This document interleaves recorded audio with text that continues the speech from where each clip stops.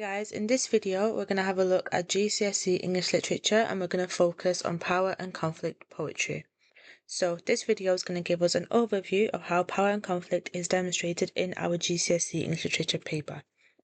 So power and conflict is part of the English Literature Paper 2 exam where we have to learn 15 poems from the anthology. We have to choose from either love and relationships or power and conflict. This playlist will focus on the power and conflict section. You have to look at memorizing quotes, analysis of the quotes, themes, and also be able to compare the poems to each other. In your exam, you are given one poem from the anthology, and then you must compare it to another poem of your choice. So the good news of this is that you do not need to memorize every single line of the poem. You only need 2 or 3 quotes, the big themes, and also how to compare it to one other poem from the anthology.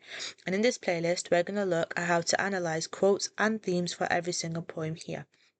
We will build model paragraphs, quote banks, individual poem breakdowns, and also comparison templates in this playlist. Let's have a look at all the poems we're expected to learn and summarize them in one sentence each. So, Ozymandias focuses on the theme of power fading and time winning overall. London looks at how society is corrupt and damages the vulnerable people. My Last Duchess focuses on obsessive control and jealousy. The Prelude looks at how nature is overwhelming and spiritual. Storm on the Island is based on the fear of an invisible force. Bayonet Charge looks at raw panic of battle. Remains focuses on the psychological trauma after conflict. Poppies looks at the grief of a mother. War Photographer looks at the emotional cost of witnessing war. And Tissue looks at the fragility of human structures.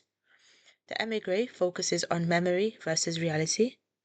Checking Out History looks at identity and cultural reclamation. Kamikaze looks at honor, shame, and choosing life. In the next videos, I'm going to break down every single poem that I've just demonstrated line by line, as well as giving you the quotes you actually need to memorize. Make sure you subscribe so you don't miss out.